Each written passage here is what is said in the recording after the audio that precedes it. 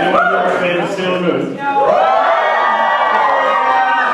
Okay, good. So we got a few voice actors here today. Some of the people who were here yesterday aren't here today. We still got four great voice actors for you today. As you know, it's the 20th anniversary celebration that we've been celebrating for a good year here at Unplugged. We're all very excited for it. So they'll be coming out in a second. My name's Adam. I'm going to be your MC. I run a website called SailorMoonNews.com. Just a few things I want to tell you about after the panel. On the second floor, there's going to be an autograph session. Be a long line, but you'll be able to get your autographs from everybody. That should be pretty cool. There's some merchandise there. If you're interested, we have 5 small cards, 15 oversized cards, and 10 big posters. So if you want to get any of that, you can. What else? There's the t-shirts. If you guys don't already have your t-shirt, you can see a bunch of people around the room that have them. You can get them done in any color you want, printed in any color you want. There's also a print that you can get for $10. It's good to get signed. You can get that in the dealer room and all that stuff. Everyone excited? Yeah!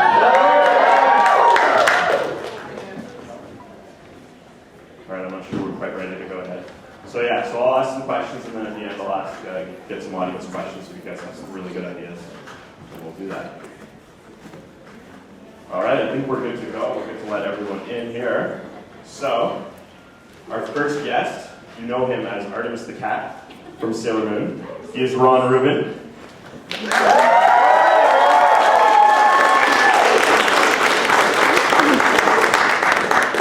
Next, we have Sailor Jupiter herself, Susan Rowland.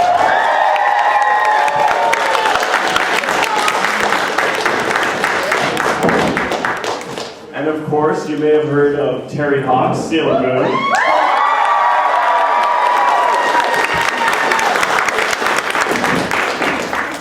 And finally, last but not least, Toby Proctor, Tuxedo Mask.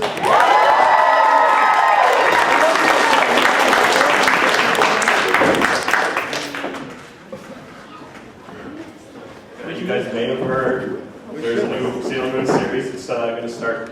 Currently planned to start in January. We don't really have many details, any cast details or anything like that. We'd love to be able to announce something crazy for you today, but that's just not something that's out. So for now, all we know, new series was announced last summer, currently planned for January. We'll be streaming online and subtitled in 10 languages. Casting for the Japanese and the dub isn't something we really know much about. We haven't seen any art, but we're still waiting for that. That being said, I think everyone's really excited to see some of their favorite voice actors back. So I guess just a question for you guys. Would you be interested in doing this new series if you were approached for it? Absolutely. Without a doubt. Put in whatever online request you can to have the original series back. That would be awesome. I don't fully expect it. I don't know who has it, or if it's going union or non-union, or if it's the States or Canada, but I would love to do it. Ditto. In a heartbeat. So there are some campaigns online. For example, there's a Terri Hawkes. There's a campaign of Terri Hawkes in the new dub that's out on Facebook. I've seen that. That stuff generally works. So if you guys want to see that happen, go on Twitter, go on Facebook, just plug that stuff, write letters. Problem is, it's kind of hard to figure out exactly who you're writing letters to, since it hasn't determined what company is doing the dub or anything like that. But definitely that stuff works. So try to make a big difference. And I think everyone will be happy to have some of the people at this table in this new show. We want everyone on that table. Yeah. Don't let anything out this time. Well, anime's changed since 15 years ago, so I think there will be less censorship, maybe more accurate dubs. But it's hard to tell, right? It's a different world, different industry. Which reminds me, the industry's changed quite a bit. So, sort of, what was it that got you guys into voice acting in the first place when you guys started out? Yeah. Well, I started voice acting because Terri Hawkes, Tracy Moore, sorry. You guys are... Some people get us mixed up. Some people cast us in the same way. Both beautiful, both smart, both family Sailor Moon. Tracy Moore was teaching an internal class, a microphone technique class at Nelvana years ago, and I was asked to kind of be part of that class. I wasn't a very good reader at the time, and so she told me, she said, look, you have a great voice, you need to learn to read better. So she said, I want you to go and get a subscription to 2 papers and read them aloud in the morning. Good stuff. Yeah, and so I worked on my reading and tried to get that up to par. And then she said, you know what? I bet you can make your entire career off voice work if you do that. And I'm like, sure, whatever. A week later, she was the one that called me in to audition for Tuxedo Mask. And that day I walked away with this role that I sit here 20 years later. And then a day after that, I got the lead role on Flash Gordon. So she knew what she was doing. But it was uncommon, as you'll find. All our stories are completely different.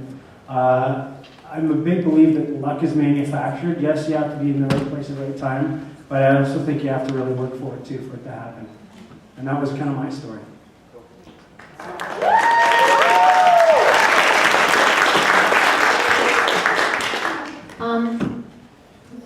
Okay, I'll make mine a Tracy Moore story.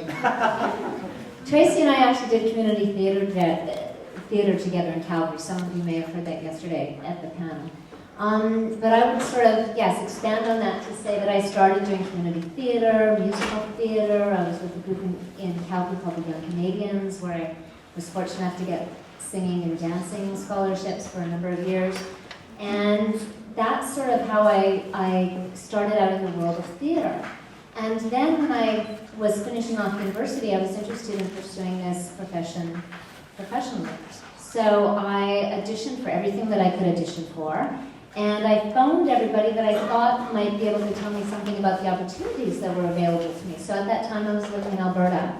And I picked up the phone and I phoned CBC in Edmonton. I was doing a play there. And I said, can you tell me who does radio dramas at CBC? Because I'd really like to talk to that person. And they put me in touch with a producer named Fred DL, who then eventually hired me for many, many radio dramas over the years. And around that time, I explored moving to Toronto, which was sort of the center for theatre, film, and television in Canada. And Vancouverites might not like to hear that, but there were more work opportunities for me here.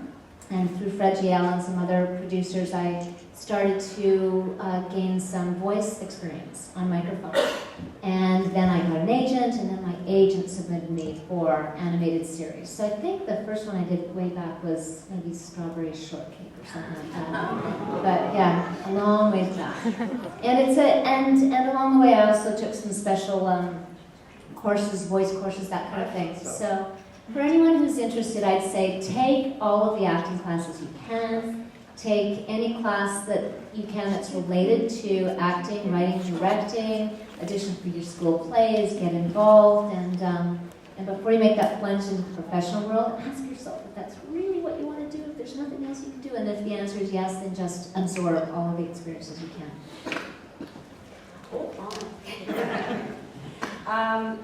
I started on a dating hotline.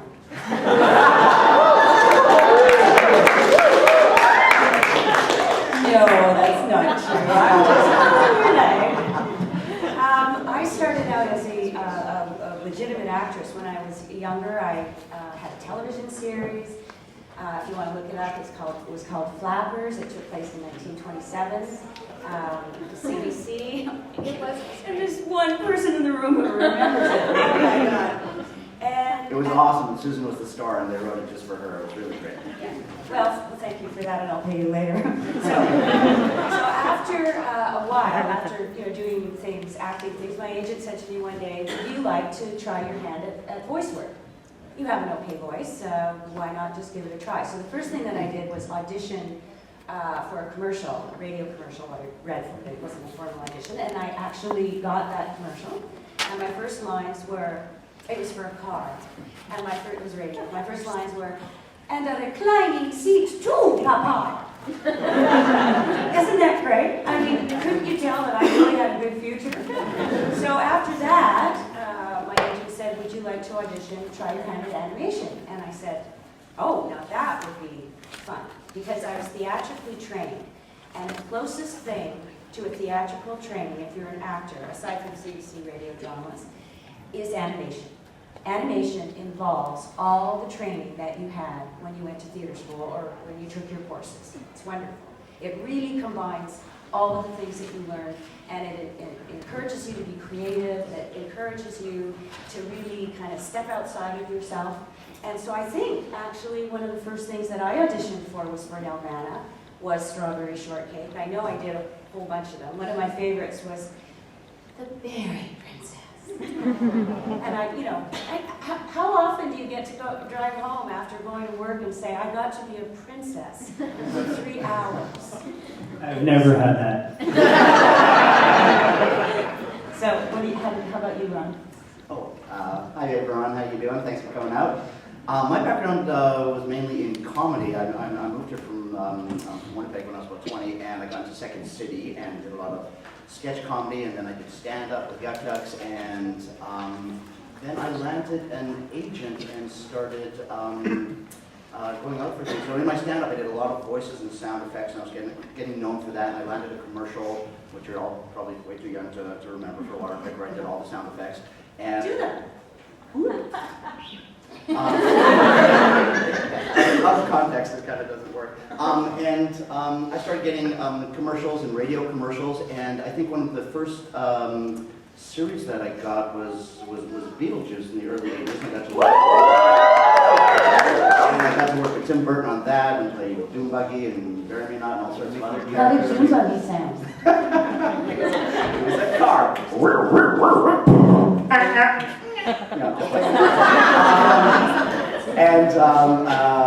Dr. Bad Vibes and Cops and Police Academy and all sorts of other ones, and it was great. I just fell in love with the genre of it. I had been doing a lot of acting, a lot of comedy rather, up until then, and I wanted to be taken seriously. So I moved to New York and I studied acting at the neighborhood playhouse in New York, and I went to Los Angeles, and I was pursuing for a little while film and TV, and slowly but surely I kind of I just fell in love with animation, and I was very lucky there was just a handful of us back then. Like now, there's hundreds and hundreds of people because the secret's out. It's a really great way to make a living. I just fell in love with it and was able to do that, and got cast for Sailor Moon somewhere in the early 80s. What year was Sailor Moon exactly? 85? 95. Oh, 95. Okay, so I had done quite a bit of cartoons before then. Et cetera, et cetera. I'll stop babbling now. So obviously, a lot of you guys have worked in the voice industry for a really long time. So what are some major changes that have happened in how things are today versus how it was back then? Well, if I can just say something, you just touched upon it too, that you said the secret's out as far as, there were, years ago, it was voice actors with voice actors, and on screen actors, there's a clear divide. And you'll see, and now, guys, when you watch a lot of the Pixar animation and all that kind of stuff, you can pick out stars are now doing voices like never before, because obviously any type of attachment helps for sure, but that was not the way it was. It was basically people like Ron and Susan and Terri here who were, really, really good at what they do, and that's who they're hiring, and now they kind of hire for like voices of, a lot of stars, there's a lot of star power. I think that's a big difference than when we first did it. They were first for ability and then for notoriety, and I think it's a little bit backwards now. A little bit. Not saying that they can't do it, it's just different. Also, it's not. Go ahead. It kind of changes too. In the early 80s, it was the cartoon voices were quite over the top, like very Warner Brothers, Hanna-Barbera. A lot of the characters were like through the roof, and then it kind of came down a bit. I had the opportunity to work with Stan Lee on X-Men and Avengers, and they started hiring people from Stratford and Shaw, what you were saying, Toby. Yeah. And they started bringing in serious actors to do voices, and they weren't over the top goofies. They were kind of more, a lot of the cartoons now, like dating guy and 16 and it's just teenagers being teenagers or people doing more real voices. So I noticed a big change from the 80s to early 90s where they were very cartoony voices. They've been brought down, and now they're going, it depends what production you're involved with, but I noticed a huge difference that way. Yeah, no, I agree with that. And the other thing too is that the style of doing animation is different. So back in those days, you did the animation before the project was animated. So they animated to your voice. So I had the privilege once, I did a film called Rock and Roll for Nelvana. Oh, thank you. 3 people saw it. And I met one of the animators at the wrap party, and I told him that I had, oh no, actually this was another film. Actually, this was him.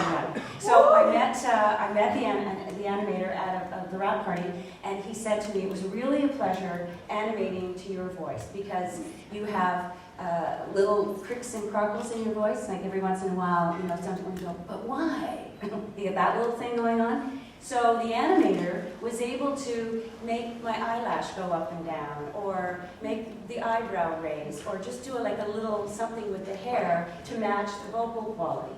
So it was a real collaboration, if you see what I mean. He's working with something that I've already done, but he's doing it to the best of his ability to make it even better. And the other favor that he did to me in that film, in Heavy Metal, was he said, if you notice, as the character progresses, it was the girl in the Harry Canyon sequence, her breasts got bigger and bigger and bigger. I said, oh yeah? And he said, well, you get bored. So, I said, oh yeah? He said, well, you're drawing the same thing over and over. So he said, it's very incremental. But if you look at her in the end, you'll see that she's way more endowed than she was at the beginning. So, whatever. So nowadays, animation is very largely done in a dubbing format. So that means it's already been animated. It's already, the drawings have already been done. So we are matching our voices and our dialogue to the lip movements that are already in existence on the screen. So it's a little bit more limiting. So basically, if I'm doing a line up in the air, meaning without having to follow what the character is doing, I might read it more slowly, I might read it a different way, I might be angrier or whatever. When the character is actually seen on the screen, that's going to dictate how I'm going to read that line, and the mouse flaps, right? So you're a little more limited. It's actually, believe it or not, I think dubbing is way more difficult to get a really good product happening. And so today a lot of stuff comes in and gets dubbed afterwards. That's one of the differences. And by the way, anime is all dubbed. I mean, you just said this, but when you do a new cartoon, you lay the voice track down first. They draw to it, but anything coming in from Japan or China or Russia or Israel, the animation is done already. So all the anime that you're seeing there, people are, we're matching the voice movements and reading it. So it affects the performance, absolutely. Yeah. I don't have anything to add. Great. Just wondering if any of you have ever dressed up or cosplayed as the characters that you portray. I did, and as I said just a little earlier ago, it was because I was drunk and I needed money.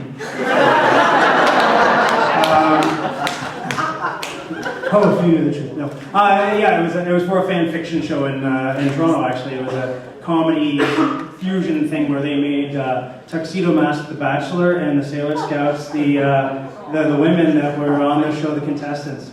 So it was a little blue, I won't lie, but it was the first time that I dressed up, and I felt absolutely ridiculous. But it was so much fun. Thank you guys. Thank you. It was fun though. It was probably it was a very surreal moment where I was standing in the tuxedo. Yeah, it felt like it was a part of it in some strange way. I have not dressed up like Sailor Moon, although the photos I was using for autographs yesterday, in those I am a blonde, not because I dyed my hair to play Sailor Moon, but I was doing a television series at the time, and that brought me closer to the character. But my daughter, who I'm guessing is a couple of age, dressed up as Sailor Moon for Halloween once, and that was really fun. We had fun putting her costume together. Oh, actually, go for it. No. I would never have the guts to dress up as Sailor Jupiter, I can assure you. She doesn't have cellulite, but... I've only dressed up once as Sailor Moon.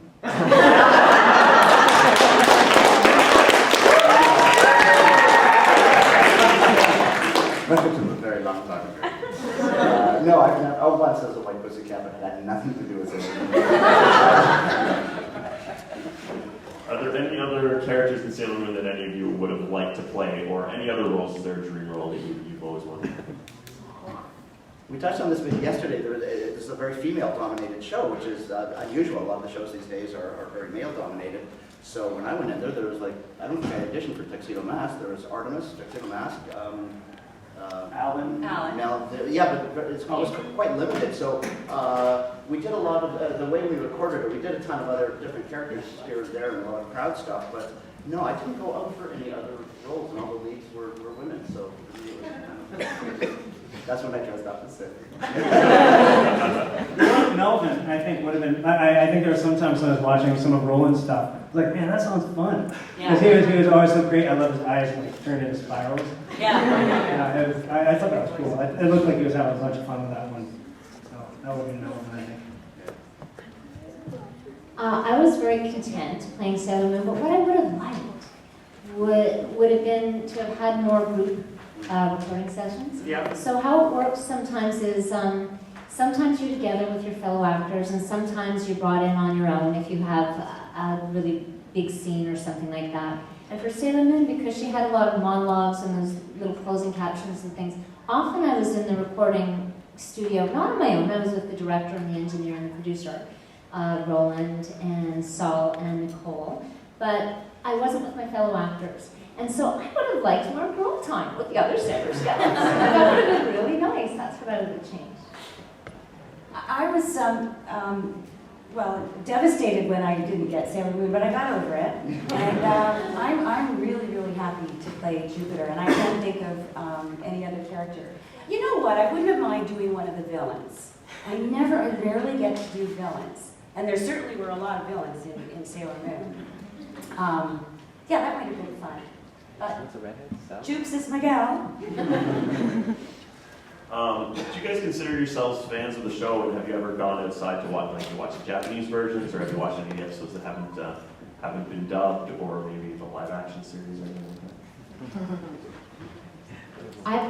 I might have the least experience here. I don't know, so I'll speak first. I defer to you on this. I have learned so much. I've been to maybe 4 conferences now, and I have learned so much from the fans of Sailor Moon, things I didn't know while we were recording. And I'm so appreciative to learn about that and the subtext and the hidden meanings behind some of the shows that we were sort of playing. I won't say on the surface, because we're always looking for the emotional underpinnings of the scenes that we're doing, but we didn't necessarily understand all the metaphors. I'm speaking to myself, I didn't. And all the symbolism that was involved. And so I've learned a lot from the fans, for sure.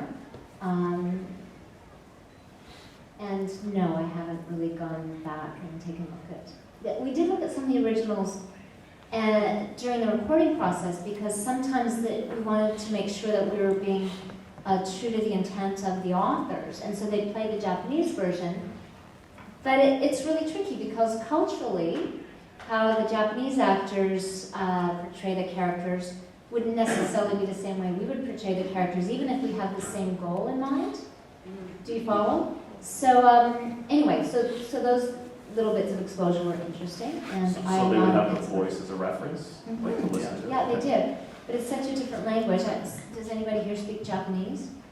So, I mean, and I presume many of you have seen the original. It's just the inflections. It's such an entirely different language. It wasn't always as helpful as you might have hoped. Yeah, you couldn't really use it as a guide track. I mean, it gave you a good idea of the environment, but I found, especially for the Tuxedo Mask guides, it's a completely different voice. So I found it to be, I mean, helpful in one way, but it was, not so much as far as guide track, as a normal guide track would be for this kind of stuff. Although the Japanese Artemis still went. Actually, Terri touched on a good point about us being educated by you. Because you have to understand, this is 20 years ago we did this, and normally you do a cartoon and a year later it's gone. 5 years later it's long gone. 10 years later, like nobody even knows about it anymore.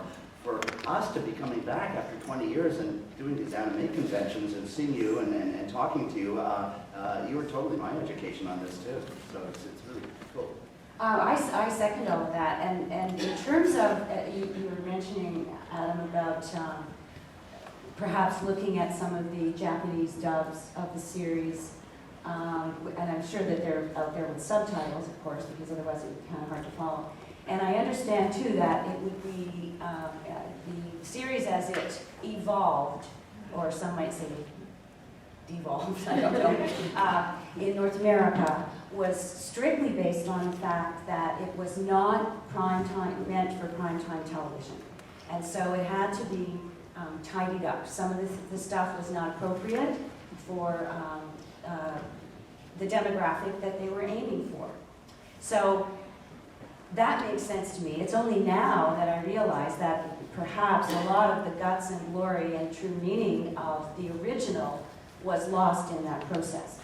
So I have not, since then, seen any of the Japanese dubs. I'd like to. I honestly have no idea how you would go about doing that. I guess I could just download something on the internet.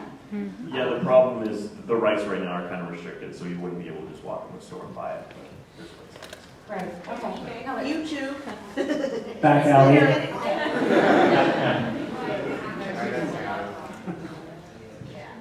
Does it just sort of surprise you guys sometimes to see what your characters would have become, or what, you know, those characters that you've represented? You see the toys, you see posters, and things like that. See the toy lists. Yeah, I was just saying today, I was walking around, I got here a bit earlier, because I very rarely get to see what's actually going on out there, because we're doing our interviews or doing panels, and I'm just really interested to see the original, like the artist alley and stuff like that. And I was walking by some posters, and there was this really cool poster, and I was looking at it for a second until I realized it was Prince Darien. And I was like, that is so crazy. And the artist's name is Lydia, and she's sitting there drawing, and she kind of peeks her head underneath. I said, is that Prince Darien? She said, yeah. And I said, oh, it's really cool. And basically, I said, yeah, no, I did the voice on that. And she was so taken aback by it, as I was taken aback by her artwork. So we had this mutual, like, what? That is so cool, you're the coolest. And so we kind of just exchanged, handshakes and just respects, and something that, again, Ron said, we did this 20 years ago. I was 4. And, just to see this stand the test of time, I think, is more shocking than it was first up. When Sailor Moon first hit, yes, it was crazy, and we were all very blown away by it. I think, for me personally, more so now, because I know this is here, in some respects, here to stay, as far as the legend of it, from years from now. It's not like it's going to be forgotten. I think it's gone past that 10-year mark and beyond, which is, like Ron said, it's super rare for it to happen to anybody, and it's great. And just quickly, the other thing too, that we're Canadian. We're not used to success.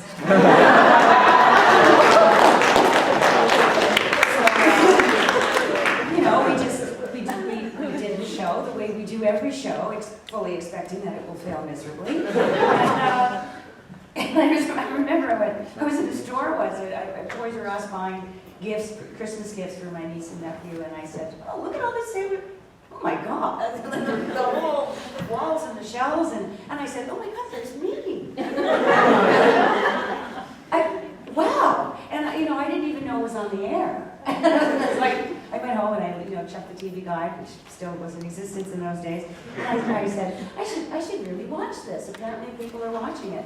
And so you can imagine our surprise when we discovered that not only is it a major Domo hit in Canada, but south of the border, where these things really count, just because of the sheer numbers of people, that it's also a mega hit there, despite the fact that in a lot of areas, for some unknown reason, it was put on at 4 o'clock in the morning, and some ridiculous thing.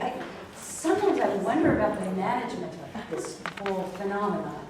It's nice to make things easy, so you don't have to set the alarm for 4:45 or whatever to watch a show that you really, really like. So I think that success surprised us.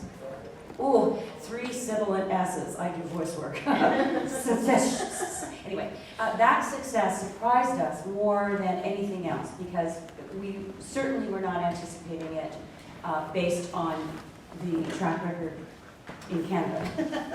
and also the generational gap. I mean, if you were 15, 20 years ago, you're 35 now. And then there's young kids just watching it now.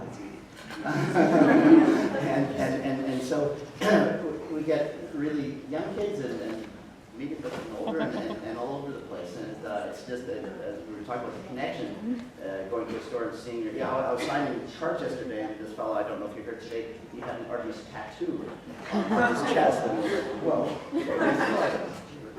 Oh my God, awesome. I would concur with all of you. It was really kind of surprising and exciting to see all of the merchandise and the fever, the Sailor Moon fever sort of emerge. But I wanted to add something, and excuse me if I'm being a little redundant for those of you who were here yesterday, but something I've been doing in my life is studying gender, feminist, and women's studies. And it's given me an interesting perspective on this series, as has a conference I did last year where they called Sailor Moon the gateway to anime. And upon reflection, I've been able to step back and have increased respect for and appreciation for this series, which in ways that I didn't at the time. It was a great opportunity working with great people, but now I look at it and think, wow, this really was a special series in that it empowered little girls, and it empowered them in a way that didn't expect them to be perfect. They were all imperfect, and they had their own social challenges and that kind of thing, and yet they were able to draw within themselves, to draw on personal reserves of power, to fight the negaverse, and to conquer negativity and darkness in the world. And you can use that as a metaphor for whatever it might mean to you. I've spoken to men and women who have said that that might have been helpful to them at certain points in their lives. So certainly the gender issue and having empowered little girls, I think, is really important. And any of you who are considering writing or directing or working in the arts in any way, I would encourage you to take a look at gender and the importance of the stories you tell. And some things that were a little more subtle in Sailor Moon were a potential same-sex relationship. So sexuality is something that they were exploring, and I think that has been helpful to some people in some ways, I have been told. And I know the North American version sort of whitewashed that a little bit. And and I also think, and I really feel badly, I forget the name of the young woman who wrote the series originally. Thank you. I have a lot of admiration for her because she was embarking in new territory and taking huge risks. And I'd love to meet her one day and ask her about this and ask her if there were ways that she sort of censored herself. Because, for example, the things I think that could have been a little different in Sailor Moon is the fact that most of the characters, or maybe all characters, are Caucasian. And it's a Japanese series. Why is that? So there's not multiculturalism. All the girls are sexualized at 14. And there's some ways that I think it could have been explored in terms of race, maybe disability, some other areas she could have pushed a little bit more. But that being said, for 20 years ago, I think she took some great risks. I think we're benefiting from that. I hope little girls and now the women and some of the men who have watched this series and engaged with this series have really felt that it might have opened some doorways for them and to your future work and your future interests as well.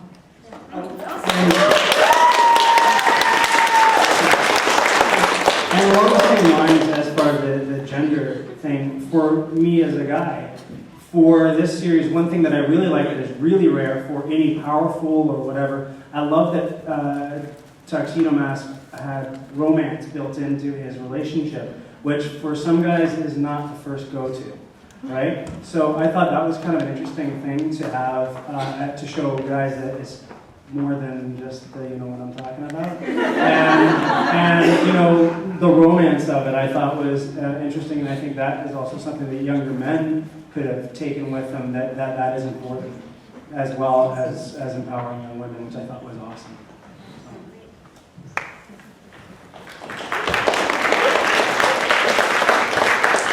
Yesterday we did a couple of the attacks that hadn't been in the show. I've got a couple of live action ones. So did anyone in the audience watch the live action series? Just the intro I saw. So for those who haven't seen it, in 2003 there was a live action Japanese Sailor Moon series, very much sort of in the style of almost Power Rangers, where the characters were played by teenagers and stuff like that. So a couple of attacks. I've got one for Sailor Moon and one for Sailor Jupiter here. So Terri, if you could do a Moon Twilight Flash, so this is the attack that you would do with your moon stick.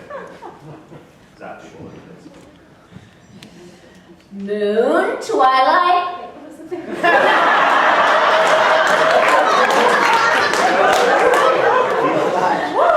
Moon Twilight Flash. Okay, let me try again. Take 2. Moon, Twilight, Flash!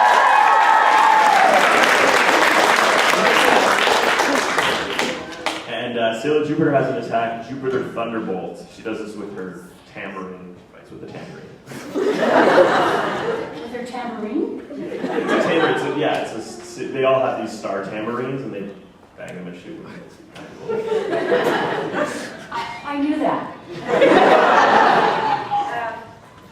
Sorry, Jupiter tambourine? Jupiter Thunderbolt. Oh, Jupiter thunderbolt. It's just the Thunderbolt comes out of the tambourine. So it's not really relevant. All my war cars have 3 parts to them. I don't know why to do them.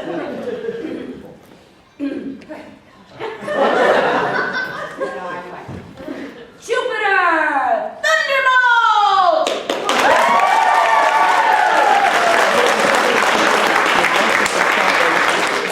I wish I had some attacks for Tuxedo Mask and Artemis. What's that? Yeah, we did that yesterday. Tuxedo was smoking bomb. Do you want to give us a replay? Tuxedo. I don't like you. She must be removed. Toby's flipping up. It's over 9,000. It's Tuxedo, the smoking bomber, right? Is it bomber or Bomber. okay? Tuxedo smoking bomber.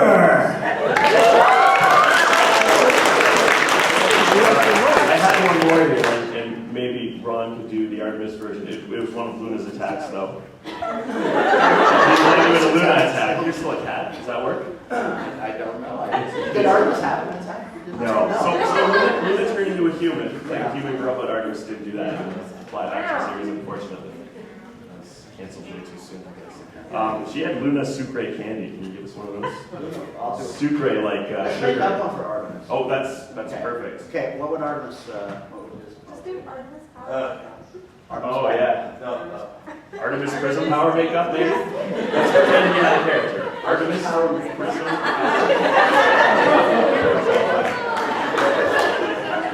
Artemis Prism Power Makeup!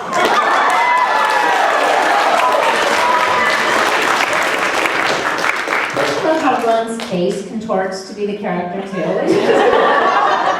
He embodies the characters. Yeah, we can run. Now someone can do that, all right? Someone can do that? That'd be great. I guess we're going to do questions from the audience now, if anyone's got some. Go ahead. Yeah, I just felt like I found some season more back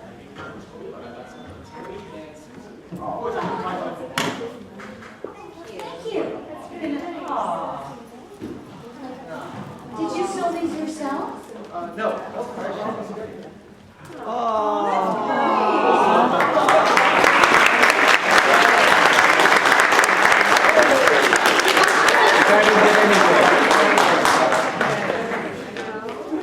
There's a cat shelter down the way. Thank you,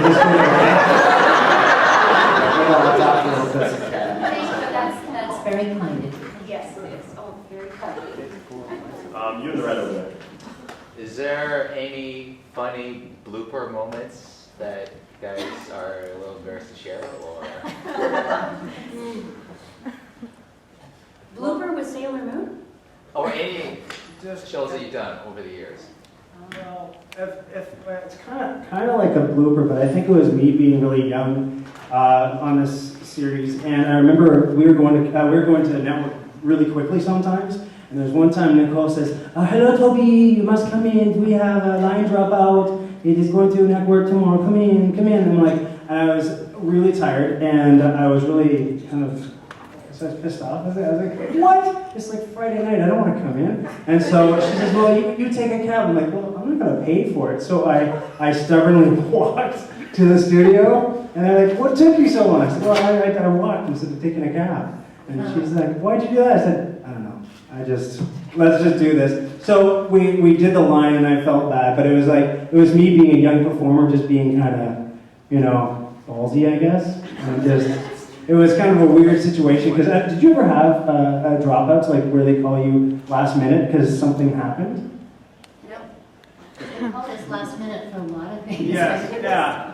No, I think that would be like the only kind of bloopery thing that I didn't realize how important it was to get to the studio one time, and I decided walking. I guess they were waiting for me. It wasn't a good thing. Some of the best times, we used to do a lot of the cartoons ensemble, which means you have the whole group there together. Nowadays, a lot of times it's more expedient to bring one person in at a time. But how many times have we gotten the giggles and we just can't get through a line or a script, and you have 8 actors just roaring, laughing, or if you screw up a word and you just can't get that word, it's like a mental block, and you just do it again and again, or you turn the characters kind of upside down and you have them sing some maybe some blue things that they wouldn't normally say for the Christmas reel. But when you start giggling and laughing and it's April, you literally can't stop. You have to shut down production for the next hour or stop for lunch. But that's always fun. This doesn't really have that much to do with animation, but in the commercial world, again, back in the olden days, they used to do something called, it was for the Christmas reel, meaning that you would do your spot, let's say it was a spot for Kellogg's Cornflakes, and you would do the normal commercial, when you wake up in the morning, there's nothing better than a bowl of Kellogg's Cornflakes. You do that, and the commercial would be all done, and then they'd say, do you mind staying for a little while? And we want to put something on the Christmas reel. So what this is that the whole script is rewritten, filled with swear words. Every cuss word known to man. And I can't even do it because it just would be inappropriate. But it would be, swear, swear, swear, swear, with the same script and the same performer and the same music, and then they would present it to the client that way. And so the client would be sitting there, ready to watch their wonderful commercial, and he would say, are you tired of those goddamn mornings when you can't think properly? And on it would go even worse. And the clients are sitting there going, and then they realized it was a joke. So then what they did was they play all these outtake commercials at their Christmas party. The advertising agency would, but the actors never got to see them. I would love to have been able to see them, but I thought, there was time in those days. You could actually, studio time is expensive, but they were willing to take 15 minutes to just redo the spot so that they could just shock the client to bits. And then the client would say, oh, that's really funny. Now let's see the real spot. And then they'd show them the real spot, and then everyone would have a martini, and it was Mad Men all over the place. You know what I'm saying? Artemis. Toby, yesterday you said that you used to ride motorcycles. You make a corner, you still have your motorcycle, if you have to give that up? You know what? I basically rode bikes all my life. My uncle had a Kawasaki dealership. So when we went to the cottage, there was no lake, there was a dirt track. So that was kind of the motorcycle thing. I started riding street bikes right near Sailor Moon-ish. And then I got rid of my motorcycle mostly because I wanted a dog and I knew I needed a car.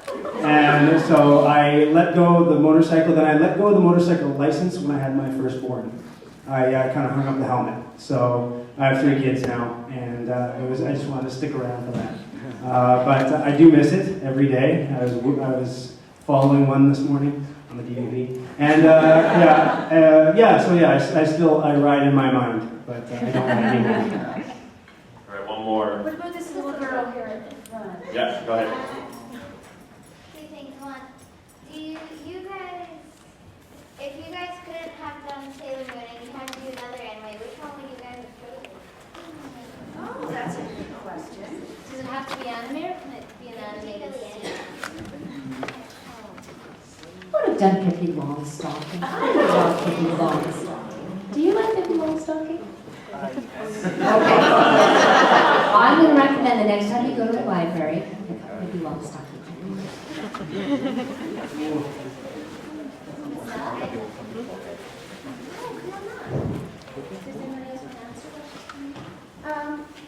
What else would I ever have to do? I kind of liked Pippi Longstocking too. You know what I really wanted to do? I wanted to be darling.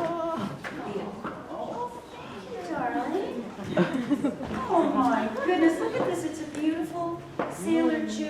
keychain.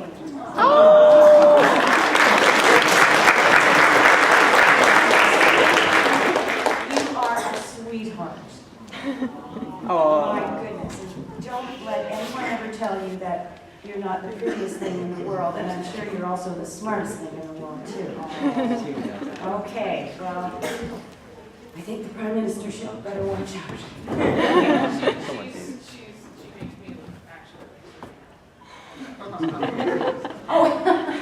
So you good team, you balance each other. Oh, that's nice. I've been blessed and very happy with the tunes I've been playing, although I do want to be Pippi Young. So. Say that. That's a tough question. I don't know.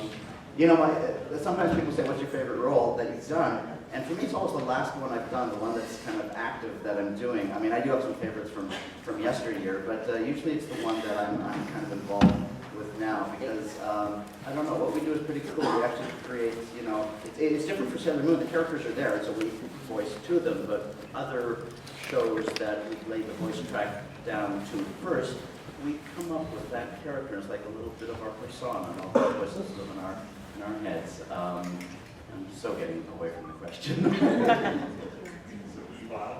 If I had to do one voice, it would have been Homer from The Simpsons. Lisa, did you get over here because we never would have did? Oh, now someone could see you. Who, Batman? Oh, a scientist. Batman's a scientist? That would be my hope. Actually, you reminded me because Mel Blanc was my idol, who did Bugs Bunny and all the. I know I should have turned left, that was funky. And he created all the characters, and this is how I got into voice work. I once saw him on Johnny Carson one night, and he just did voices, and he was this like little man, and Johnny says, you know, do a Jewish horse or a Spanish horse or whatever, and he just came up with all these bizarre voices, and I said, oh my God. That is unbelievable. What a dream job that would be. And he's the person that got me into this. So, Mel Blanc is his name. Look him up. Oh, yeah. Well, Adam, do we have a chance to plug Roland's book? Yeah, absolutely. I'm about to ask ahead. a planted question. Okay, that's great. Roland Parliament, who directed, I would say, most of the episodes and movies of Sailor Moon. John Stalker and Tracy Moore were also directors. But Roland is in the final stages of writing a book about this time in the studio, and there are some Sailor Scouts and actors and people who have contributed to this volume. And I wish I could tell you what it's called, I don't actually know, but I'm sure most of you are more adept at social media than I am. So keep an eye out for it, because if you're interested in some of the history of the recording sessions, the English version, and some of our perspectives and Roland's overall perspective, you might be interested in checking this out. So, Roland Parliament, book to come, 2014, on Sailor Moon. Yes. It's called Sailor Moon Reflections. Okay. Sailor Moon Reflections. And Thank you. Also little known. It will also have a centerfold of Ron Rubin. So, spoiler alert, right? That's actually the point. Susan said there are going to be photos in this book too, we think, right? Yeah, so he's got a lot of vintage photos taken of all the cast members when they were recording. So we've all got headsets on. You can see quite clearly that we're recording and having a great old time. Cool. So I hope everyone can pick up that book when it comes out. So sorry some people couldn't be here today. Stephanie Morgenstern was at the Canadian WGA Awards last night, so we wish her luck with that, and we wish you guys luck in all your ventures. And thanks everyone for coming. Can we say thank you to you, Adam, for hosting yesterday and today, and to all of you for being here. Thank you so much. So going on second floor. You guys are in that. And to James for having us. Thank you, James. Well, guys, we have a round of applause for our wonderful guest.